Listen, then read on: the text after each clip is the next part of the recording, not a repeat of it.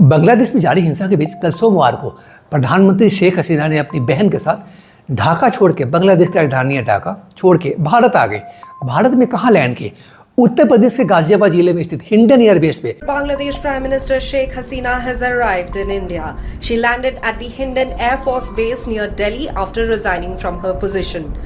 Receive कौन किया इन लोगों को? मोदी सरकार के संकट मोचन कहे जाने वाले अजीत डोभाल साहब। खैर, अब शेख हसीना ने देश छोड़ने के साथ ही अपने पद से इस्तीफा दे दिया है।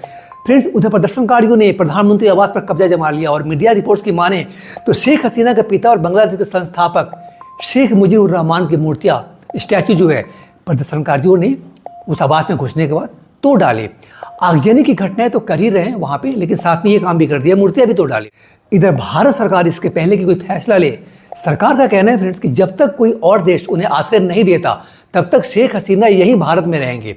और खबर है फ्रेंड्स कि इस पूरे मसले पे सरकार आगे क्या करे, इसके लिए सरकार ने आज सर्वदलीय बैठक बुलाई है इस मुद्दे पे कोई ठोस निर्णय लेने के लिए।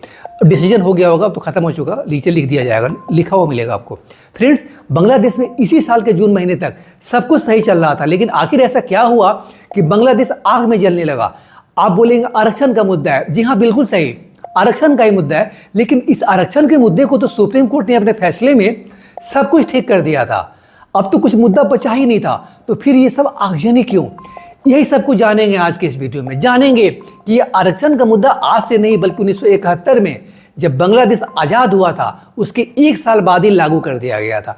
तो फिर इतने सालों बाद ये क्यों फिर से उठ खड़ा हुआ? और ये भी जानेंगे आज के इस वीडियो में कि ये आरक्षण का मुद्दा सही मायने में है क्या। और ये भी जानेंगे कि शेख हसीना ने वो कौन सा शब्द प्रदर्शनकारियों के लिए यूज किया जिसने प्रदर्शनकारियों को और उग्र कर दिया, वायलेंट कर दिया। जानेंगे ये सब कुछ आज के इस वीडियो में। नमस्कार, मैं आशीष शरण और आप देख रहे हैं मेरा यूट्यूब चैनल तारा रानी प्रोडक्शंस के international category TR productions international. 2 महीने पहले, महीना था जून का महीना था, 2 महीने पहले जब बांग्लादेश में हाई कोर्ट ने वॉर हीरोज के परिजनों को यानी स्वतंत्रता सेनानियों के वंशजों के लिए सरकारी नौकरियों में 30% आरक्षण देने का फैसला सुनाया था। इसके बाद छात्र भड़क गए और सड़कों पर उतर आए। तब से लेकर अब तक बांग्लादेश उग्र प्रदर्शन के कारण लगातार जल रहा है। और अभी पिछले रविवार यानी 4 अगस्त को देश भर में हुई हिंसा में करीब 100 लोग मारे गए और सैकड़ों घायल हो गए। पुलिस ने हजारों प्रदर्शनकारियों को तितर बितर करने के लिए आंसू गैस और रबड़ की गोलियां चलाई, जिसके चलते ये मौतें हुई।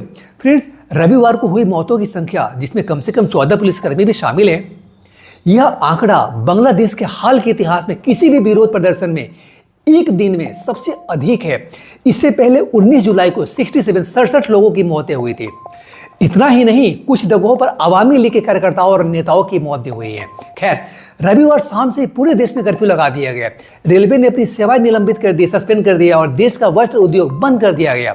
सरकार ने रविवार को शाम 6 बजे से अनिश्चितकालीन राष्ट्रव्यापी कर्फ्यू की घोषणा की और सोमवार से 3 दिन की सार्वजनिक छुट्टी की भी घोषणा की गई। फ्रेंड्स, अब आइए समझते हैं कि ये आरक्षण का मुद्दा है क्या जो इस पूरे बवाल का कारण है।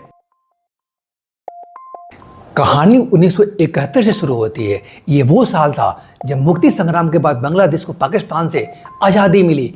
एक साल बाद 1972 में बांग्लादेश की सरकार ने स्वतंत्रता सेनानियों के वंशजों के लिए सरकारी नौकरियों में 30% आरक्षण दे दिया। इसी आरक्षण के विरोध में इस वक्त बांग्लादेश में प्रदर्शन हो रहे हैं। अब सवाल उठता है फ्रेंड्स कि आरक्षण 1972 में दिया गया तो आंदोलन अभी क्यों हो रहा है?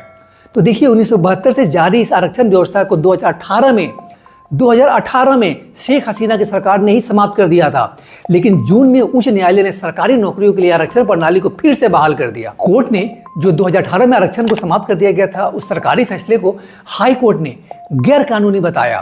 फ्रेंड्स, इसी कोर्ट के आदेश के बाद देश में बड़े पैमाने पर विरोध प्रदर्शन शुरू हो गए। हालांकि बांग्लादेश की शेख हसीना सरकार ने उच्च न्यायालय के फैसले को सर्वोच्च न्यायालय में जाकर चुनौती भी दी और सरकार की अपील के बाद सर्वोच्च न्यायालय ने उच्च न्यायालय के आदेश को निलंबित कर दिया कि नहीं, जो पहले था वही रहेगा।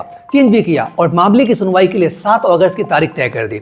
2 दिन बाद होना था, लेकिन इसी बीच मामले ने तूल और तब पकड़ लिया जब प्रधानमंत्री हसीना ने अदालती कार्रवाई का हवाला देते हुए प्रदर्शनकारियों की मांगों को पूरा करने से इनकार कर दिया। सरकार के इस कदम के चलते छात्रों ने अपना विरोध तेज कर दिया।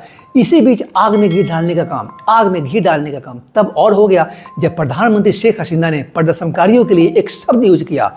कौन सा शब्द? राजाकार। क्या मतलब होता है राजाकार का? तो देखिए, दरअसल बांग्लादेश के संदर्भ में राजाकार उन्हें कहा जाता है जिन पर 1971 में देश के साथ विश्वासघात करके पाकिस्तानी सेना का साथ देने का आरोप लगा था। अब आइए आरक्षण का मुद्दा समझते हैं।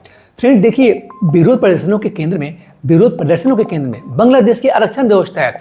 इस व्यवस्था के तहत स्वतंत्रता सेनानियों के परिजनों के लिए सरकारी नौकरियों में 30% आरक्षण का प्रावधान था। 1972 में शुरू की गई बांग्लादेश की आरक्षण व्यवस्था में तब से कई बदलाव हो चुके हैं। 2018 में जब इसे खत्म किया गया तो अलग अलग वर्गों के लिए 56% सरकारी नौकरियों में आरक्षण था। समय समय पर हुए बदलाव के जरिए महिलाओं और पिछड़े जिलों के लोगों को 10-10% आरक्षण की व्यवस्था की गई। इसी तरह 5% आरक्षण धार्मिक अल्पसंख्यकों के लिए और 1% दिव्यांग कोटा दिया गया दिव्यांग लोगों के लिए। हालांकि हिंसक आंदोलन के बीच जब शेख हसीना की सरकार उच्च न्यायालय के फैसले के विरोध में सुप्रीम कोर्ट गई तो 21 जुलाई को बांग्लादेश के शीर्ष न्यायालय ने हाई कोर्ट के फैसले को पलट दिया और सरकारी नौकरियों में अधिकतर आरक्षण को खत्म ही कर दिया। 21 जुलाई को सर्वोच्च न्यायालय ने उस फैसले को पलट दिया जिसके तहत सभी सिविल सेवा नौकरियों के लिए दोबारा आरक्षण लागू कर दिया गया था। सर्वोच्च न्यायालय के ताजा निर्णय में यह निर्धारित किया गया कि अब केवल 5% नौकरियां स्वतंत्रता सेनानियों के वंशजों के लिए आरक्षित होंगी, जबकि पहले 30% था, जो इस पूरे बवाल का जड़ था। खैर, इसके अलावा 2% नौकरियां अल्पसंख्यकों को या दिव्यांगों के लिए आरक्षित कर दी गई। वहीं बाकी बचे पदों के लिए अदालत ने कहा कि ये योग्यता के आधार पर उम्मीदवारों के लिए खुले होंगे, यानी 93% भर्तियां अनारक्षित कोटे से यानी अनरिजर्व कोटे से होंगे।